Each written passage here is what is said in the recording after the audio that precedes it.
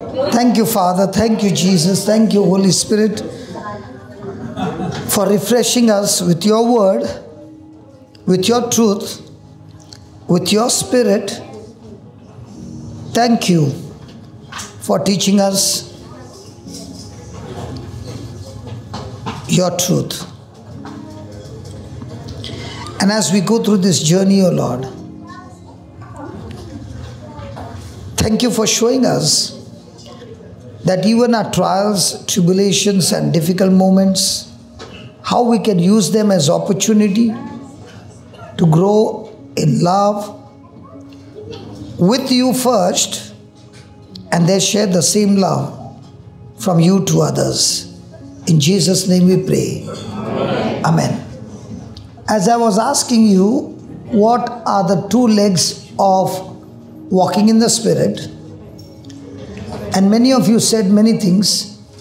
And that young lady there, she said repentance. And I asked her, when did you get that? She said 2 weeks back. Can I share? She said 2 weeks back, I was hearing the word, and suddenly there thirst came into me, that the moment I began to change my thinking, the mercy of God took over. And it was like a flood that came upon me, the mercy.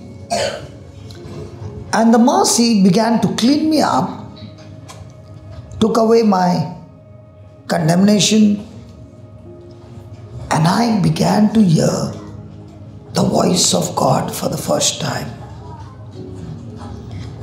And I got so excited that I went deeper and deeper in the word, and I could hear more and more clear the voice of God. Now I began to understand what you are saying, that repentance opens the door for mercy to work in my life. The first thing that every person needs in their everyday life is the mercy of God. And it is the mercy that cleanses us from inside, that our ears get more and more anointed to hear the voice. So she said, I began to dig more and more into the teaching, and I found myself getting deeper and deeper into a relationship that now, even before I can make a decision, I can actually experience God actually talking to me in my spirit. And now I understand what you are saying. It is an addiction. It is a different life. So every day, your repentance is going to lead you deeper and deeper into the mercy of God. That's why the Bible says, godly repentance brings change in our life. So somebody else came and met me and said, I want my life to be changed, but I'm going through certain conflicts in my life, especially in the family front, with my own loved ones, with my own children, and I don't know how to deal with it, because everybody is hurting one another. So let's take that we learn now to be led by the Spirit, or to be walking in the Spirit. I need two legs. The first important leg is repentance, because through repentance comes the mercy of God, and through the mercy, now God takes you one step further, and now you are introduced to the grace of God, where there is no more condemnation. Give me Gospel of John chapter 1 verse 17. For the law was given by Moses. For the law was given by Moses, and the law demanded me to perform to get something from God. If I perform well, God will bless me. If I fail in my performance according to the law of Moses, I shall be under curse. And that's what came from Moses. But look what came from Jesus. But, please read that. Grace and truth came from. Because Jesus died on the cross for me and paid the penalty that I had failed to keep the law. Like in Dubai, if you fail to keep the law, even though you can't see the policeman, but surely the cameras will pick up and you will get an SMS of those fines. So imagine in our everyday life, the cameras of God is installed every moment. The cameras of God can even pick up the signal, what I'm thinking in my mind. So in a day, how many times do I break the law? And the penalty keeps on growing and growing and growing and growing. And the good news is, Jesus came and brought grace. Grace is only given to those children who have failed to perform. And grace is given by which an unqualified student, having received grace, is able to pass that test and promoted to the next level. So through Jesus, I have received, first of all, the mercy where my penalty has been totally cancelled, and love has cancelled that for me, and not only cancelled but now filled me with His grace which I don't deserve. So mercy is when God does not give me what I deserve, but what I deserve, He gave it to His Son because of mercy. So His Son took my place on the cross and paid the penalty. That's mercy. But now, what His Son deserved, He takes that and gives it to me even though I did not qualify, and that is called as grace.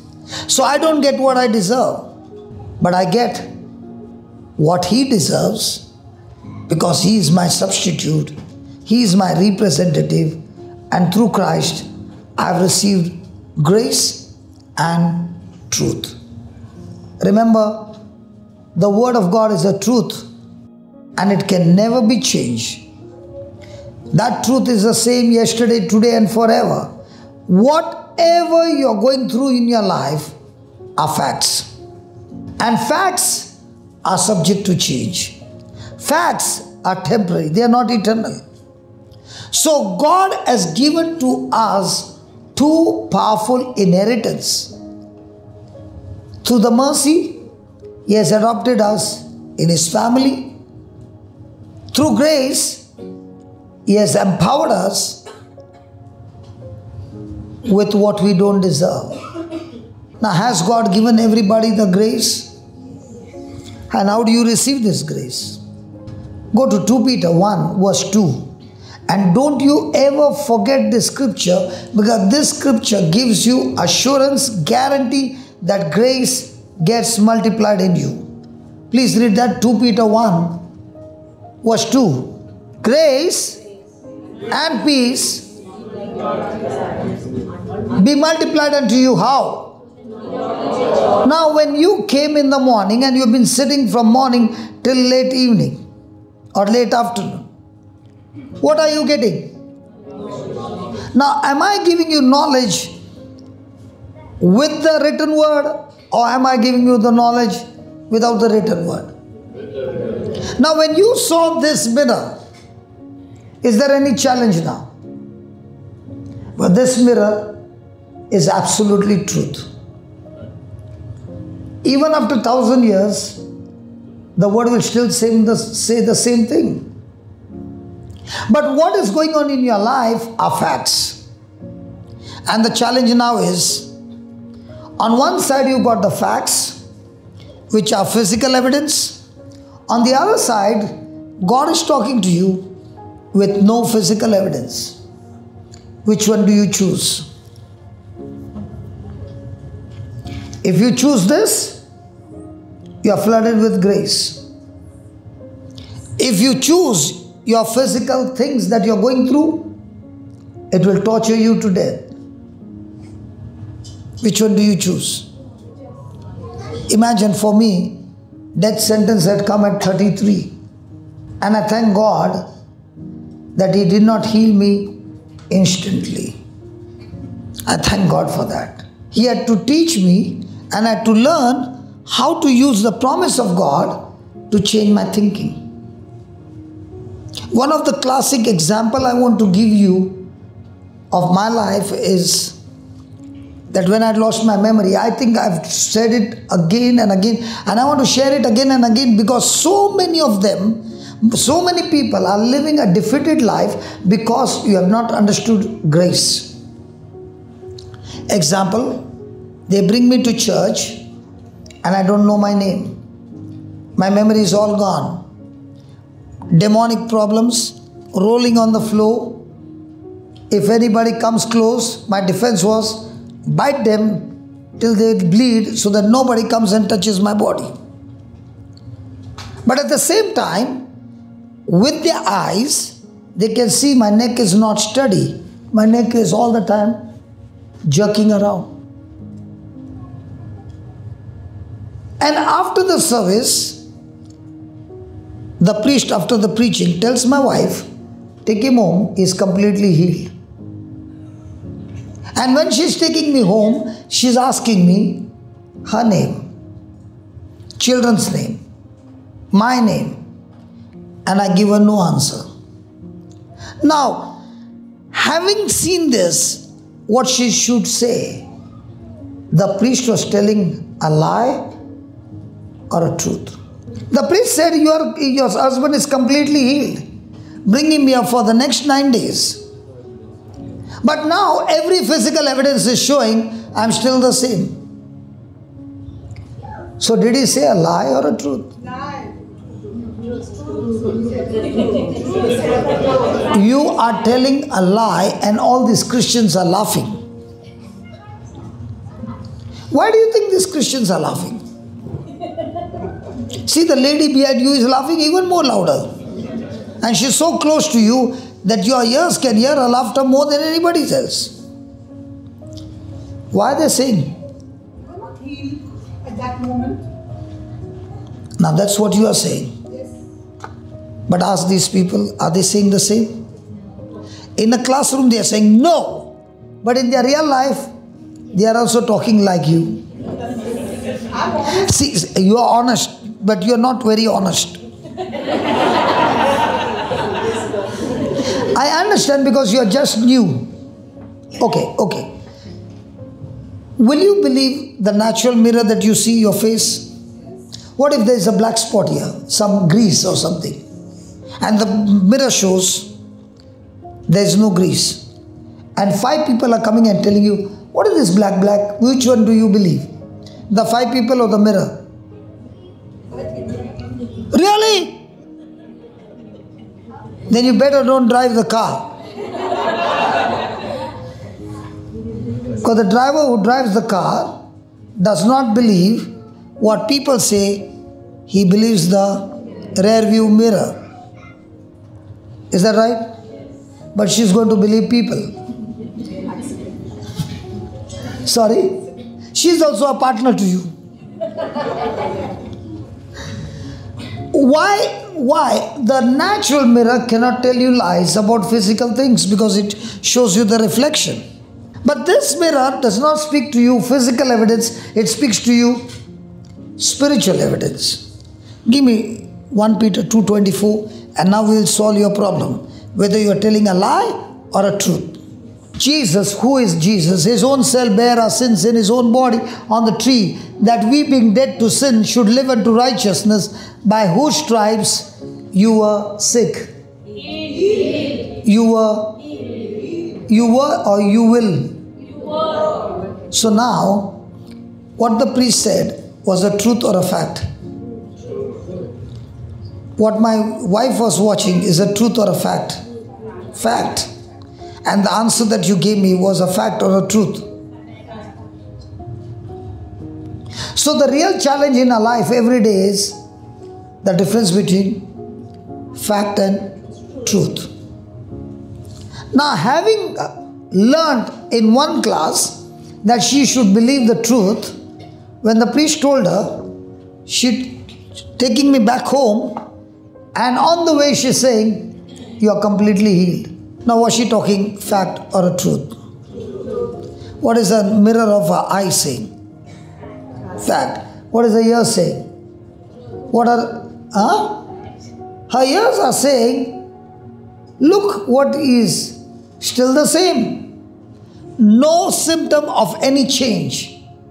And the next moment, the next day, she teaches my small children to tell lies.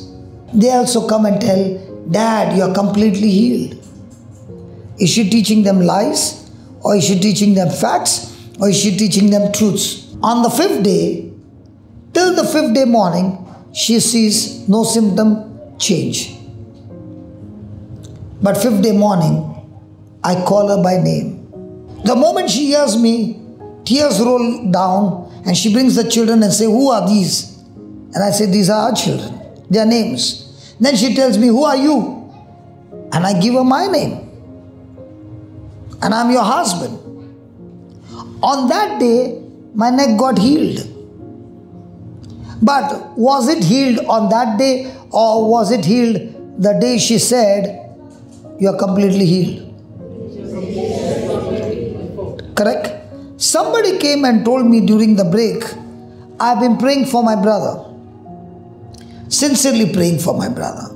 But I've not seen a change in him.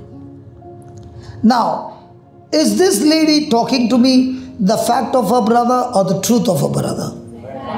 So who needs to change, the brother or she? She is inside the garden. Her prayers are powerful. But the facts are telling her, your brother is not yet healed. But she must be fighting the facts and saying, according to the word, my brother is already healed. So who needs to change more? We who pray or the people who are on the hot seat? So can your prayer plant a seed that can change your loved one? Now in my life, the first 5 days was the crucial days because she had not yet learned. She had just started to learn. And when she saw what happened, she began to explain to me what did she do those 5 days. So in our everyday life, do we speak what we see with our natural mirror, or do we speak through this mirror? Which one? So for me to walk in the spirit, which mirror do I use every day? Can you change your answer, please? So was I healed the first day? Yes. With your natural eyes? No. But with your spiritual eyes? So conclusion. Can this mirror change the natural mirror? Can the truth change all the facts that you are going through? So who is in charge? The winners are those who practice to live by truth and not by facts. What if my wife had to pray and she was talking facts in a prayer? Will it work? Who will set me free? The truth. So a person whose brother is not changed, and this sister can see the facts. Now, should she be depressed or should she be rejoicing? Okay, let me give you another answer. Give me 2 Corinthians chapter 4, 17 and 18. For our light affliction, which is but for a moment, worketh. Now, something that is coming on the opposite side some trouble, some difficulty, some issues of life, some problems, are they actually working for you? Or are they working against you? Working for me. But when trouble comes, can you say to somebody, this trouble is actually working for me? Is this trouble going to give you patience or impatience? Hey, has anybody ever been impatient? In Dubai?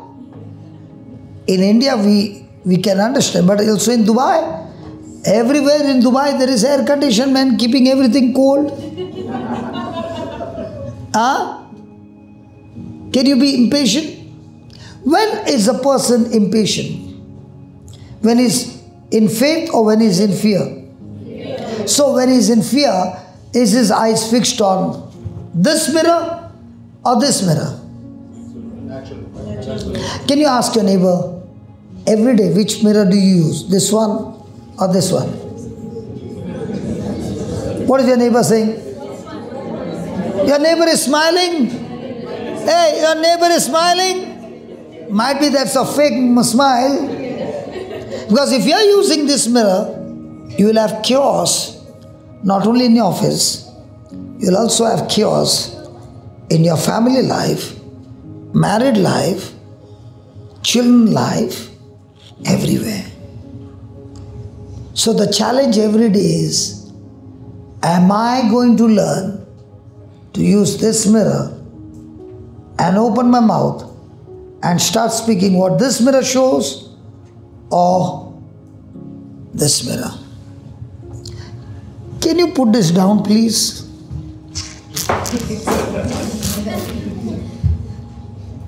None? Okay. Now what's this? What? I said, put it down. Only the 17th verse. No, that's it.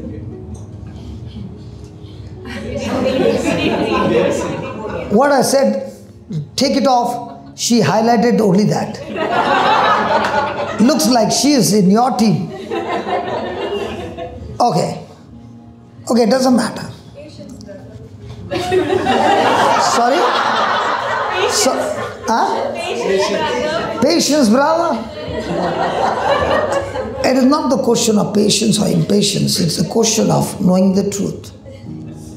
Because when I don't show you the 18th verse, it looks absolute confusion. But the moment you see the 18th verse, you'll be filled with joy.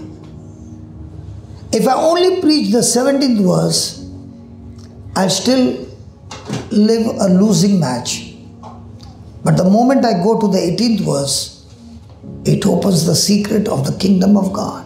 For a light affliction which is but for a moment worketh for us, enough, worketh for us a far more exceeding and eternal weight of glory. Now, if there is a battle in the marriage, is that battle going to work for you? If there is a battle in your finances, is it going to work for you? If there is a battle in your body for sickness, is it going to work for you? Really? So let me pray for some sickness. Does it work for everybody? Supposing somebody got cancer, does he die? Come on. Does he die a miserable, hurting death? Possible. Then how, is it working for him?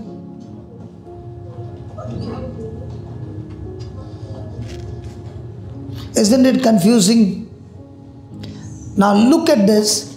How does this affliction, this difficult moment, work for me into victory is in the 18th verse. While we look,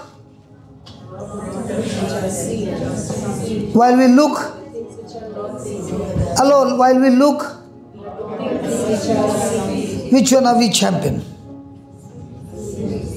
Looking at the things seen or not seen? What are the academics teaching us in school? Things seen.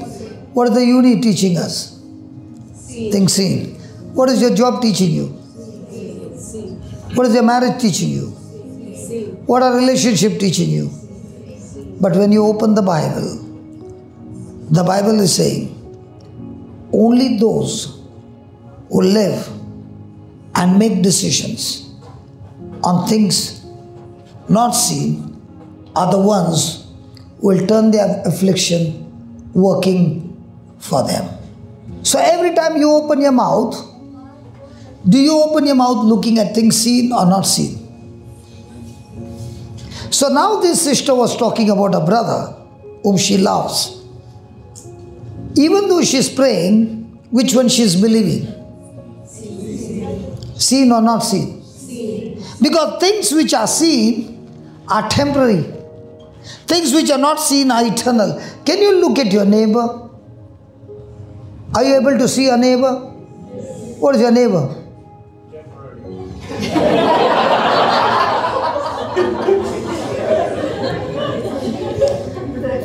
The answer is absolutely right.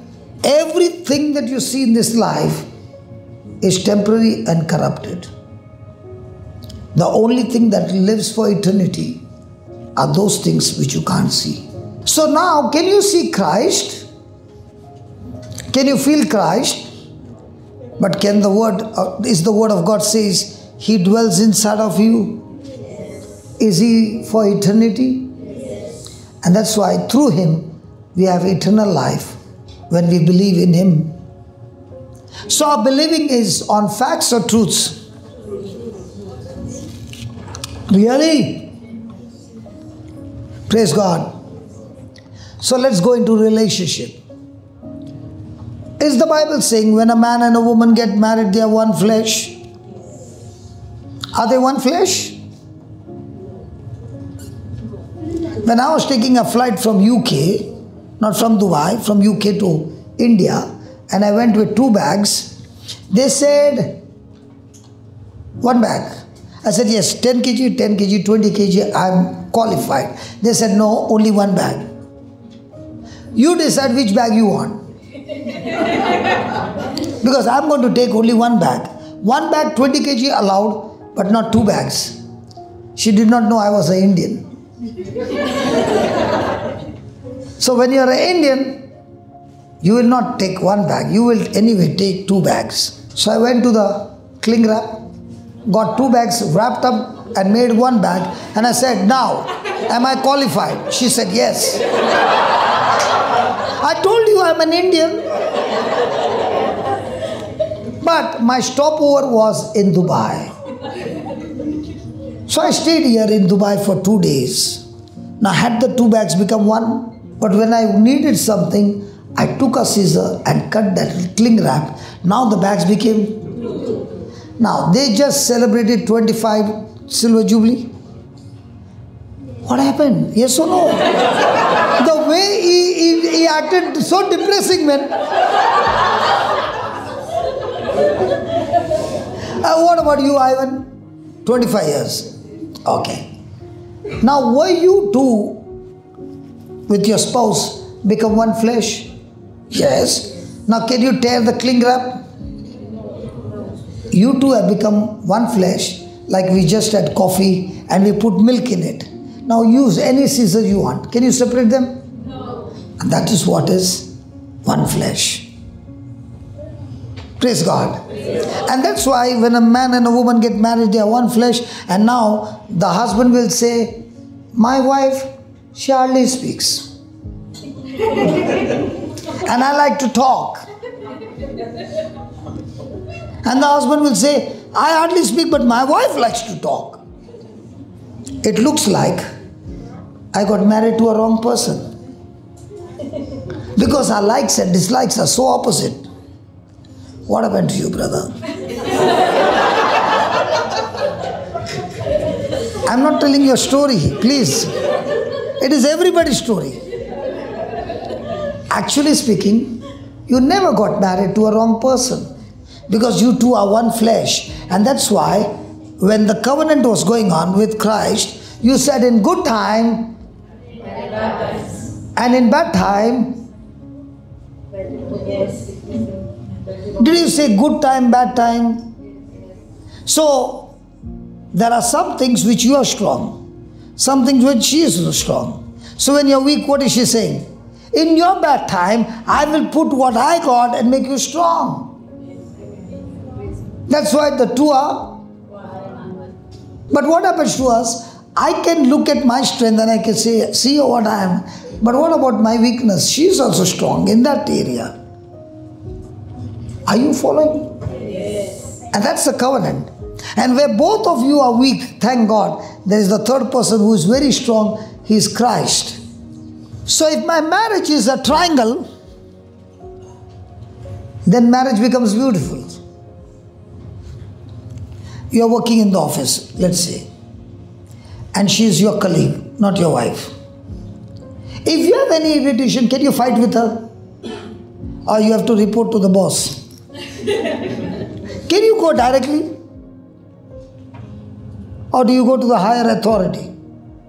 But in the marriage, you have a higher authority, right? Do you go to the higher authority or you fight horizontal? Anybody married? Hello, do you take the fight on the horizontal side or do you report to the vertical? But I want to tell you, if you report to the head office knows how to deal with the vertical opposition. But what are we saying to the authority? Correct. Who said that? And you were successful in handling. She might be laughing, but deep and down she's saying, I tried that, brother, and I was broken into pieces. Don't ever go into a horizontal fight. Go to the head office. He will deal with everything in your life. That is the system. So can you write down some points for married people? Hello, anybody married? You are free to ask me questions of what you are writing. The Bible says, one can put 1,000 to flight. You can write it, please. One can put 1,000 to flight, and two can put how many? 2,000. Huh? 10,000 to flight. Jesus said, where 2 or 3 agree anything on earth, it shall be done by my heavenly Father. So, when a man gets married to a woman, the two become one flesh. And therefore, the family are a great force.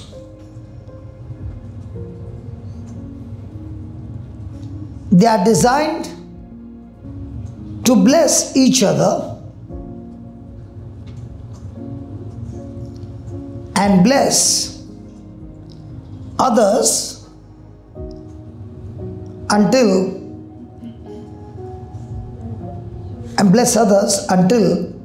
all the families of the earth are blessed.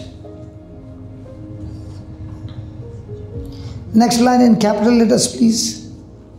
We should not run away. We should not run away from conflict in relationship. Instead, we should use conflict as an opportunity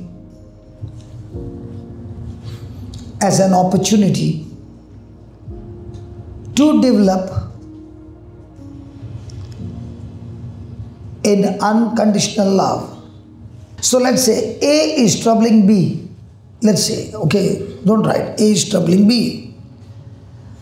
B is rooted in the Word of God. Now, B gets irritated and is praying day and night for A's conversion. Will A get converted? No. Why not? Irritated. She's irritated and she's outside the Garden of Eden. Now, for E to experience the change in A, does she need to first come inside the garden? So every time A is irritating her, will she take that emotions and get bitter? Now, is that irritation going to help her to develop unconditional love? No. Okay. Were extreme negative things done to Jesus?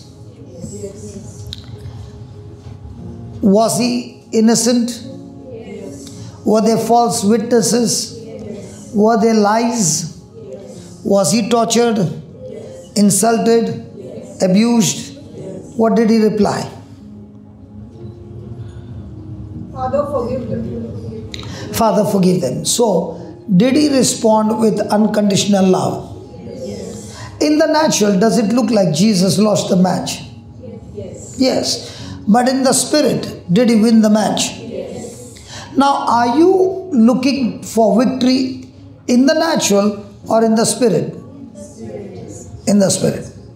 So, if Jesus won the match by responding love and forgiveness, how are you going to win the match in your marriage and in your relationship?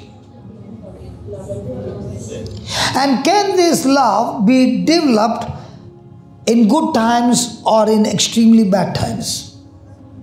Extremely great times. So the next time you are in a difficult position, are you going to be excited because you are going to learn something that you have never learned in your life? Are you going to learn something that you have never ever experienced in your life? Please remember from where I come. I come from a gang fight. We talk less, we use our hands more. I come from the club life. And I was a very extreme person. I remember when I came to church and I was preaching one day and somebody asked me, do you have the permission to preach? I took him at the side and said, do you have the permission to go home today alive? You don't know who I am. I'll finish you. You don't know from where I came. And I even told God, it's so good to be over here. Because these Christians only talk. They don't use their hands. We use our hands. And if you finish one fellow, others will say, don't go close to him. That's enough.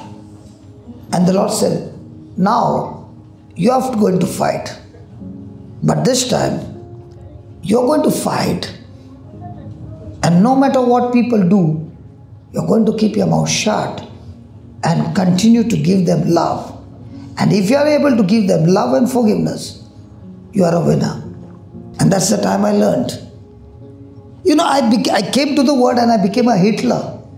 Hitler means, if this is what the word of God says, it has to be this way. And I nearly lost my marriage. And that's the time the Lord began to teach me. He said, the greatest power in the universe is love. And that love I've already given to you. And now your battle is that all these conflicts that are going on in your life is only to develop you into love.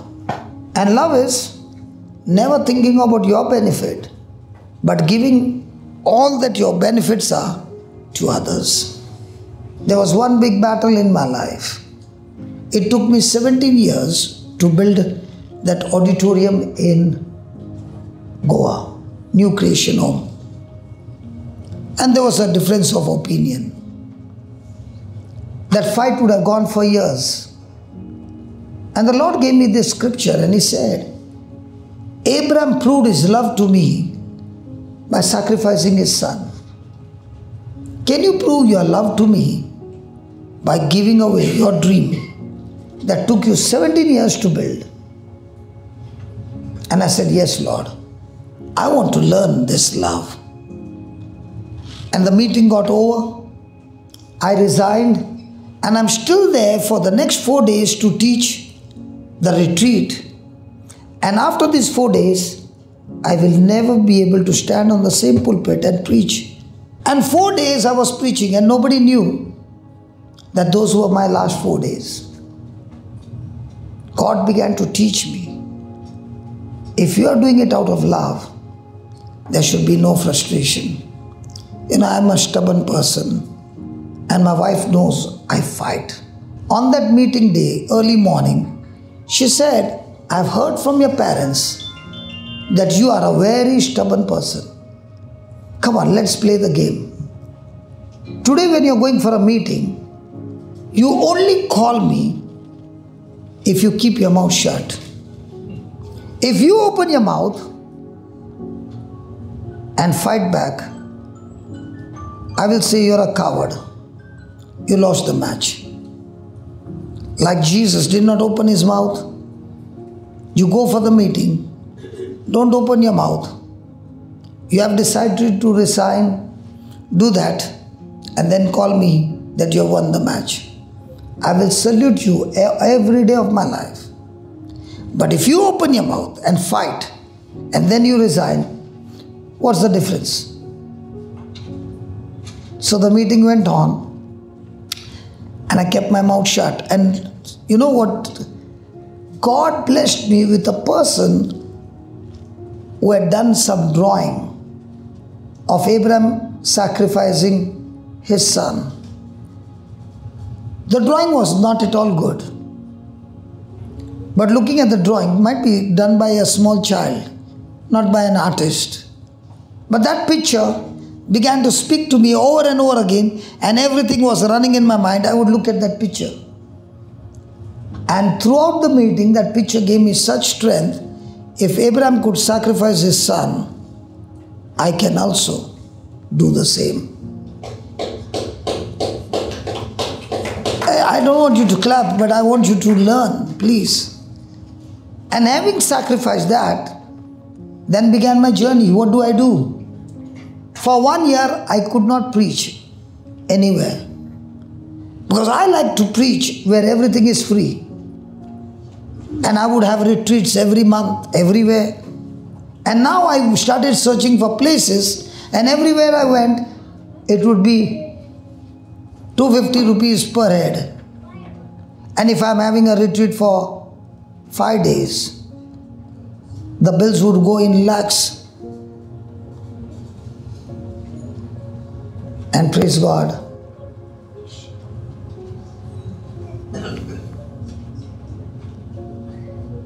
one of my cousin, she had invited me for dinner that night in Sharjah, and I discovered a software called Zoom, and she had prepared the best of the best fish, and I had discovered in her house a software called Zoom. I could not eat the dinner, I could not sleep.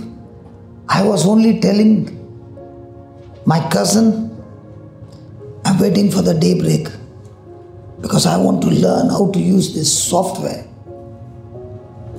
And early morning I ran away from her house. Her husband is sitting there. He dropped me. And I started my first Zoom class. Wow! It was a different retreat. I can deliver my fish. Every nourishing to your soul, free to your house, and it cost me nothing.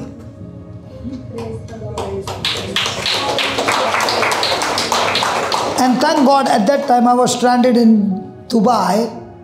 I'd just come from Melbourne, and after I landed in Dubai, the airport got closed. And I was here for 8 months. And that 8 months, I gussowed the Zoom because there was no timing. If you buy that ID, you can use 24 hours. And now when I look back,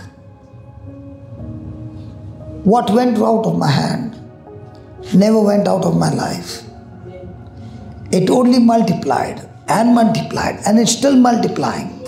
and is still multiplying. And what I saw is promotion after promotion by operating in love and not in the flesh. During that time, we had a subscription of about 3,000 people. Now we have got, I think, more than how much? 35,000. So I want to tell you, my friend, when you operate in God-given love, you're never going to look at your benefit. You're only going to say, God, I'm going to imitate Christ. And the first thing I want to do is, Lord, teach me to love and love and love and love. And let me tell you that love is an unconditional love. If you ask me New Creation Home, I can give you every detail from what has come from where. But when the time came that it's time for you to go, but I don't want you to go with fight.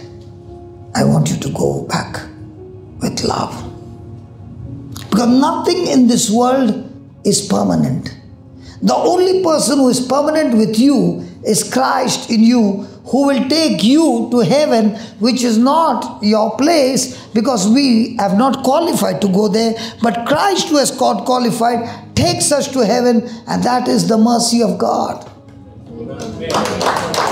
And that's your inheritance, my friend. Are you gathering this treasure every day? And when I look back, the first 33 years in the gang, the next 26 years also in the gang, but the gang of Jesus. In both there is stubbornness. One is stubborn to use the flesh, another one is stubborn to use the spirit. Praise God. Please write down, please. Our pride gets in the way of conflict resolution. Our pride gets in the way of conflict resolution. Praise God. In our relationship, is there a conflict?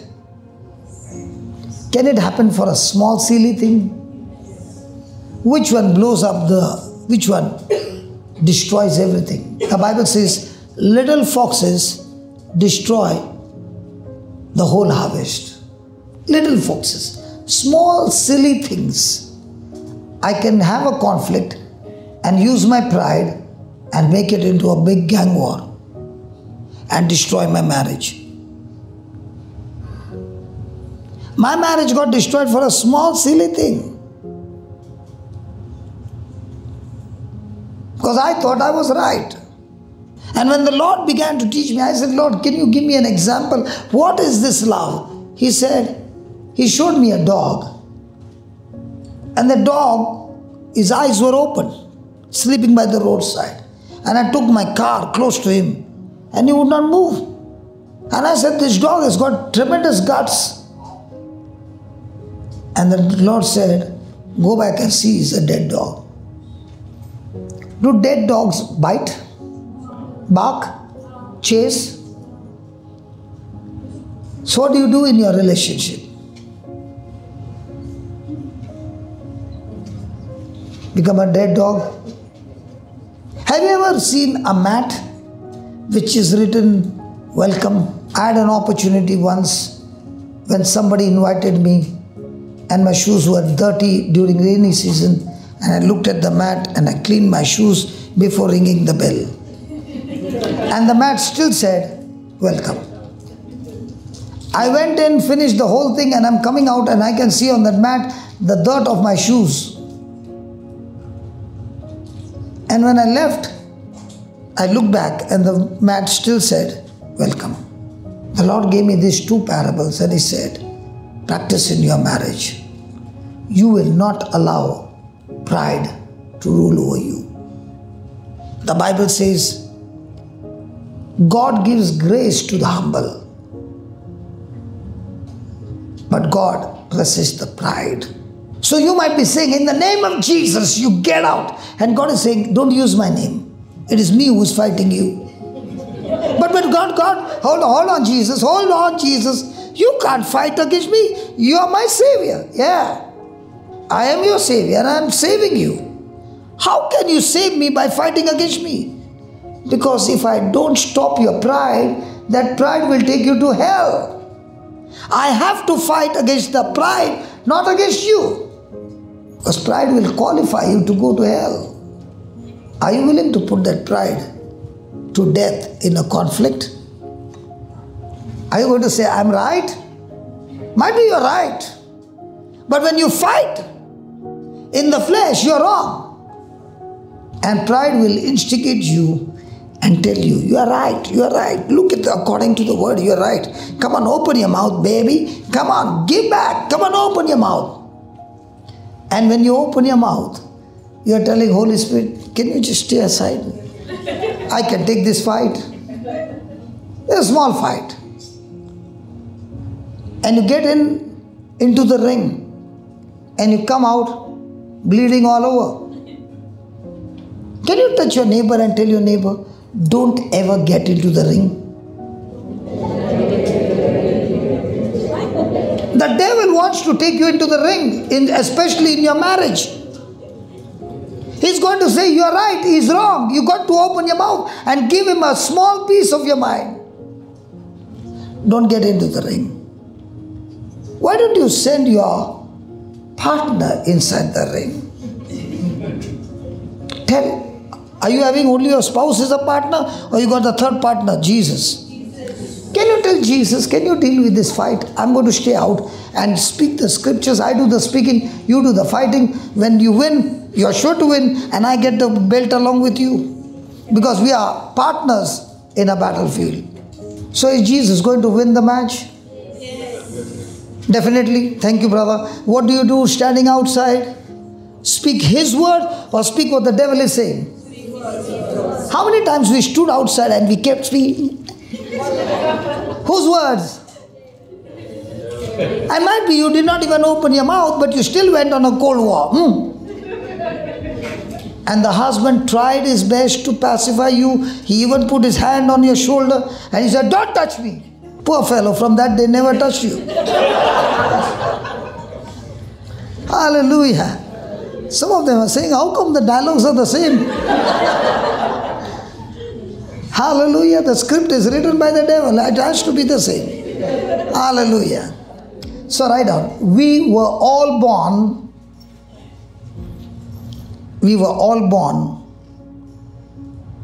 with a selfish nature. Through Adam. We must allow selfishness to die and allow unconditional love to live.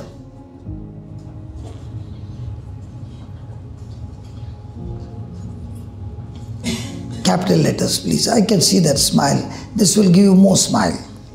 A person who lives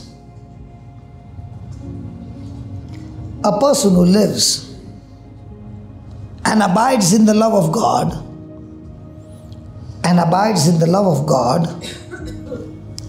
cannot be contained. Ivan, can I ask you a question? Janet, can I ask him? Did you all have that 25th anniversary board? Yes. What was written? Only anniversary? Read the whole thing. Happy what? It's taking such a long time to say. Hey, what about yours? Tell me honestly. Were those years all happy? Wasn't that board talking a fake? And those people who have come for that wedding are reading happy 25th anniversary. 25th anniversary, praise God. And the person might be married 1 year and saying, 25 years all happy. That means something big problem in my marriage, man. Tell me honestly. And when you were given the mic, you spoke all the good things. Brother, you spoke or she spoke? Both spoke. And you all shared all the good things. But if you had to open and speak the rough things that you went through, some of them would have got fainted.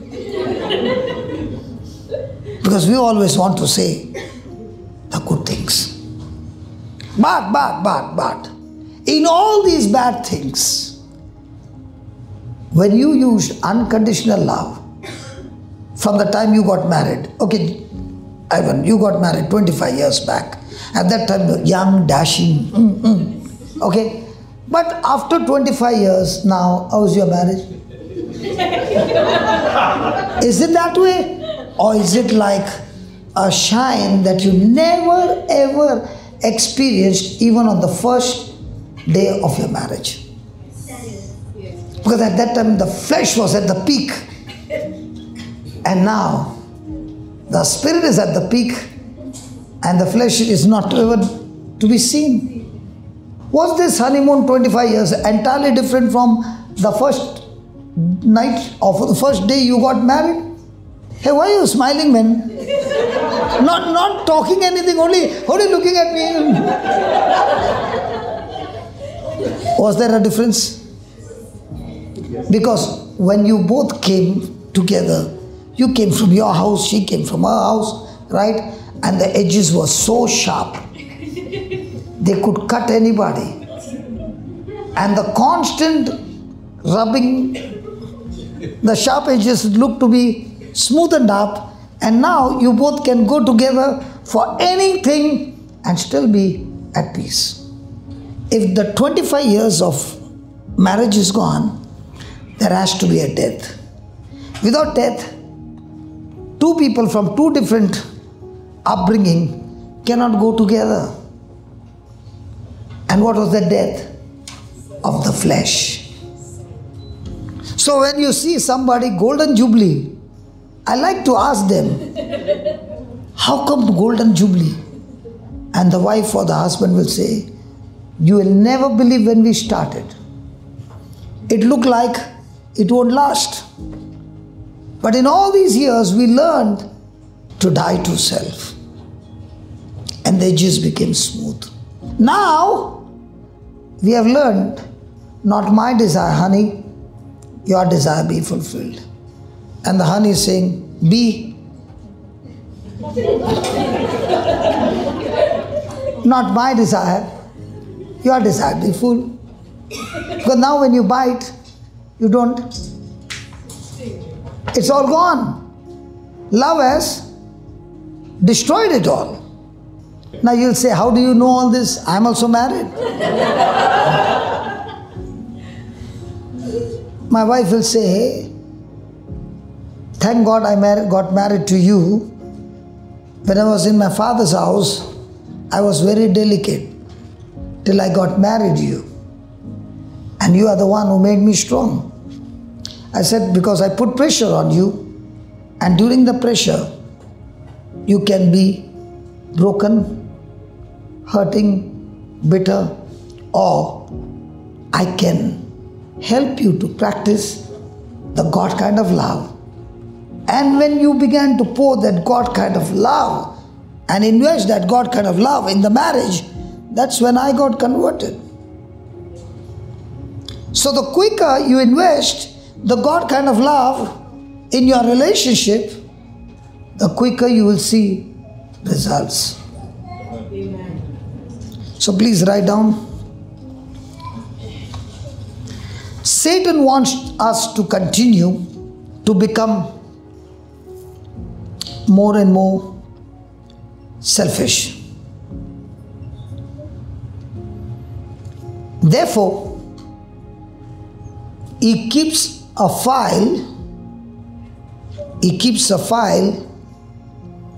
of every hurt,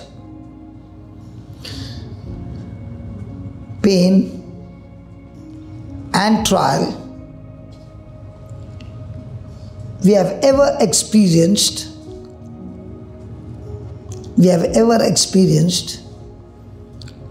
and uses it and uses it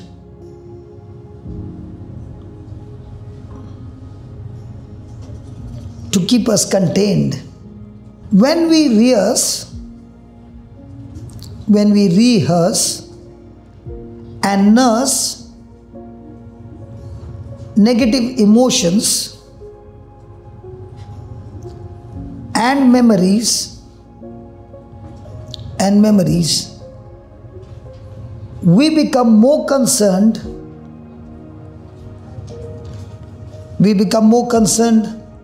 with practicing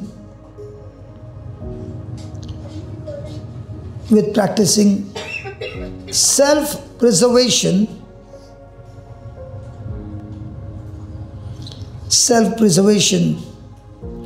which is a form of fear. Fear keeps us locked. Fear keeps us locked behind a wall of containment, and it keeps us from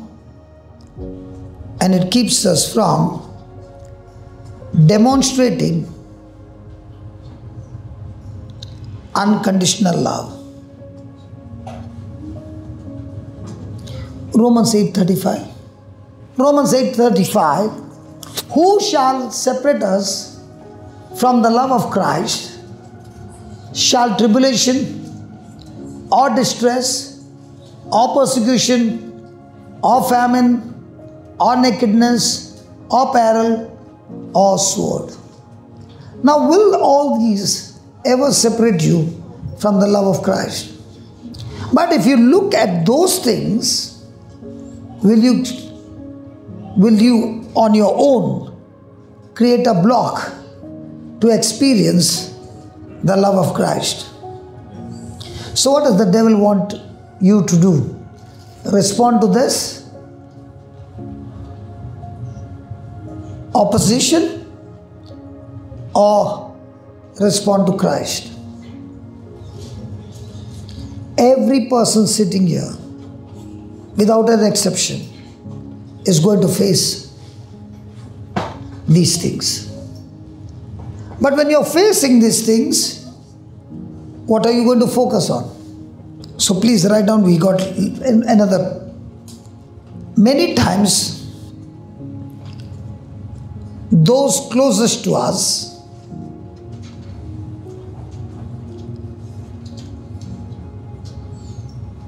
separate us from our decision, to operate in unconditional love. Does that happen? Who puts the maximum pressure on you? If your spouse is sitting at the side, don't open your mouth. Hello, who puts the maximum pressure on you? The loud one. Now, when the loud one is putting pressure on you, can you allow those emotions to rule over you? And if you allow those emotions to rule over you, can you practice unconditional love? But can those loud ones who are putting pressure on you, that you can take opportunity of it to develop love in you? Yes. Most of the time, we use in relationship situations to change the opposite person or to change myself. What is your prayer all the time? Lord, help me to change myself. Anybody married? Yeah. And might be your spouse is putting pressure on you. What will be your prayer? Change my spouse. Hey, be careful what you said. Change my spouse. Change the heart of my spouse. Okay. She meant that. You narrow-minded people. She meant that. Praise God. So are you focused on changing somebody else or changing me? And if you are all the time using opportunity to change you, you are going to grow amazing spiritual muscles. Has anybody ever been to a gym? Brother, you have been to a gym? Do you like to carry those dumbbells? The big ones? The medium ones? Repeatedly? Okay. Does it hurt you here? And still you want to carry? Why? Because you love the hurt. Huh? To better yourself. Because you build your physique, muscle. Build up your muscles. Six pack. Build up your muscles. Okay. Actually, are you building up your muscles or putting the muscles to death? You are putting your cells to death by putting pressure over there. And when those cells die, the new cells which are produced on purpose builds up your muscles. In the same way, somebody close to you is putting pressure on you. Do you put your flesh to death? And if you put your flesh to death, they are replaced by amazing spiritual strength that comes from the word, that comes from the love, and your character is changed. So are you excited of building up your spiritual muscles called love? Yes. And do you get opportunity from your loved ones? So who should get the first Christmas card? The Christmas greeting? Who should get the first Christmas greeting?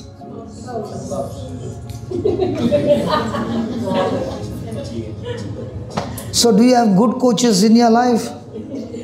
And do you pay them? Is it free? Now when you practice what they are giving you to practice, will you become a world champion? Touch your neighbor and tell your neighbor, hi champ.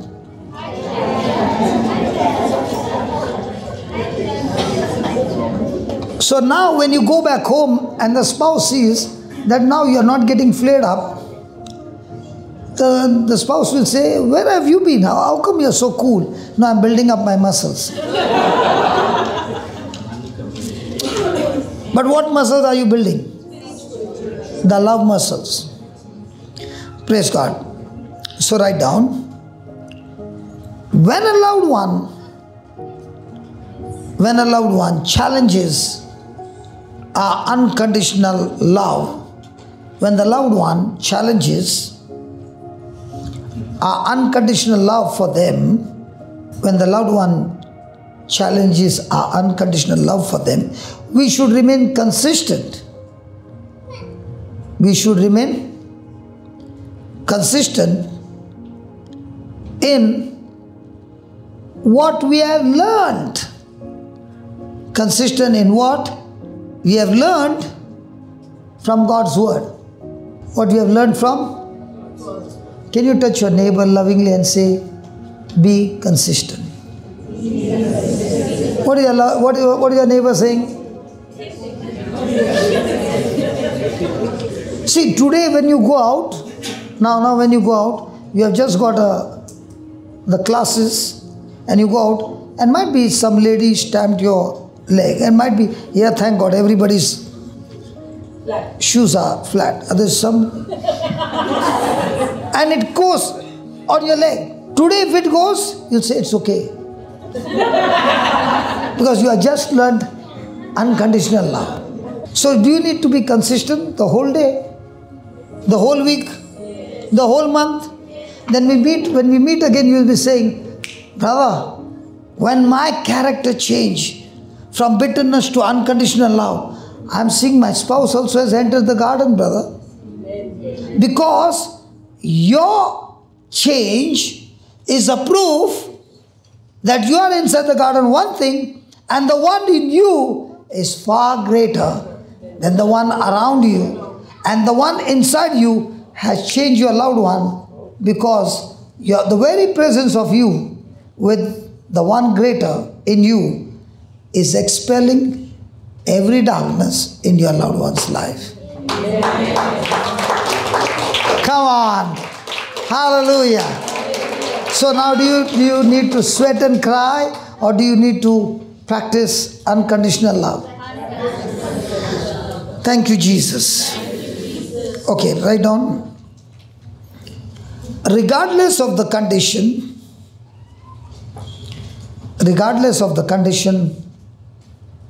we must remain rooted and grounded in love. Regardless of the condition, we must remain rooted and grounded in love. Ephesians 3:16-17. The result is 20. You practice 16 and 17, the result is 20. Let me give you the 20th verse, but please don't jump on the chair, please. Okay? Okay, here we go. Ephesians 3:20. Say that now. Not tomorrow. When? Unto God. Now unto God. That is God is able to do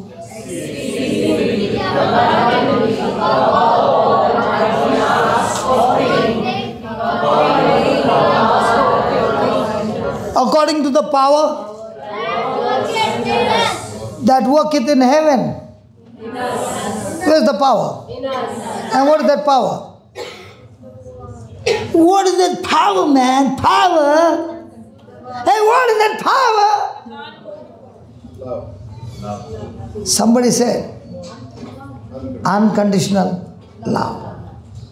So the more and more you're walking in unconditional love, now whatever you're imagining, whatever you're asking, what you're thinking, God is able to do much, much more exceedingly above what you're thinking. Hey, you got your answer? So is your thinking going to work?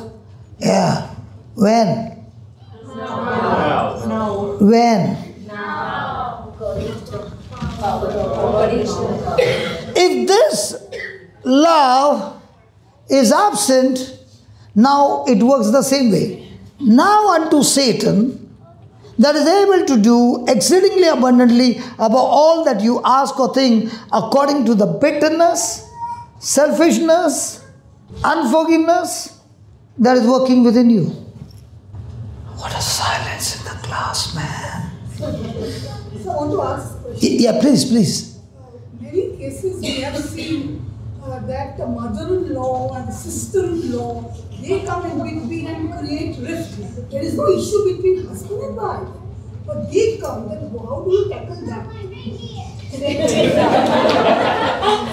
Okay. Good question. I love that question. Now, the question is, the husband and wife are in love, but the mother-in-law, sister-in-law, why not the father-in-law? But it is always mother-in-law, sister-in-law. Okay, she says mother-in-law, sister-in-law comes in that relationship creating chaos. What do we do? Okay, let's say a mother-in-law came to the house and the sister-in-law also came to that house. Husband and wife are both living in love. Can the mother-in-law use the husband's bedroom to wash? Yes. Agreed? Now, the mother-in-law opened the cap of a toothpaste and she pressed. What came out? Paste. And what about the sister-in-law?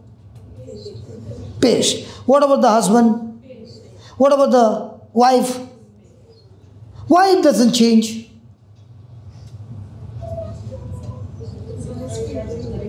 Don't shake your head, talk to me. Why it doesn't change? It doesn't change because it is there, the paste is there in the tube. In the same way, the love is inside you. Whether the mother-in-law opens the cap, the sister-in-law opens the cap, anybody opens the cap, when the work, the love is working in you, what comes out of your mouth? Love. Paste. And that is what it is. How do you know what is inside you?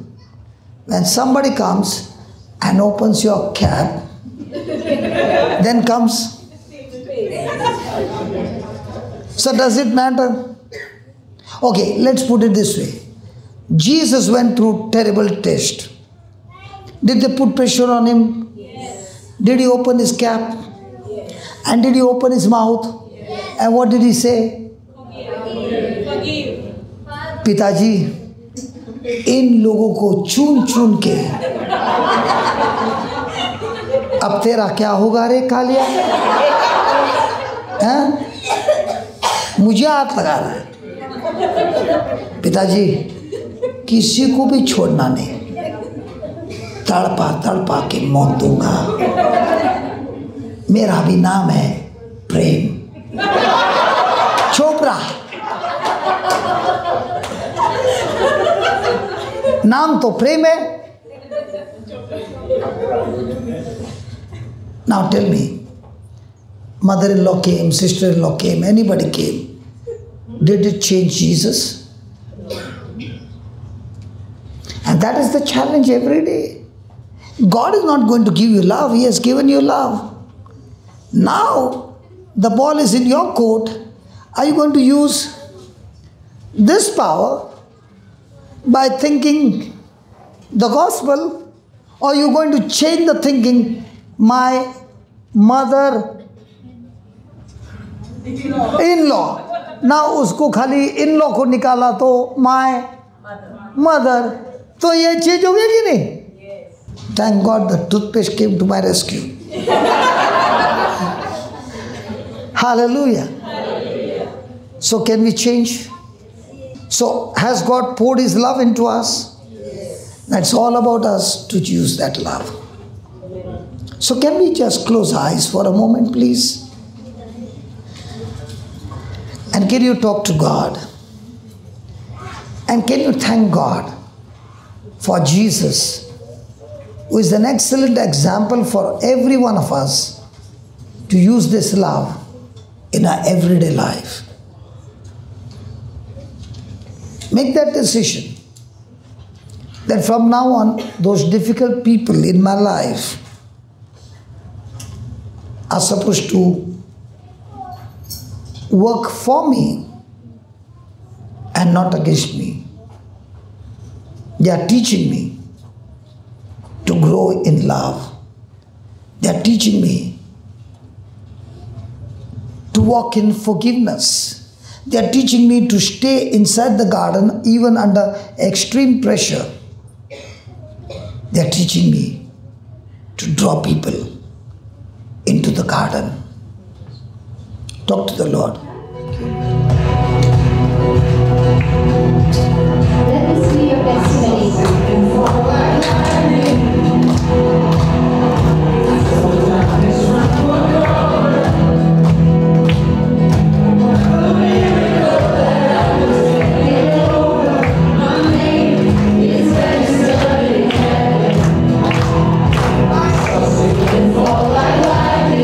Come on!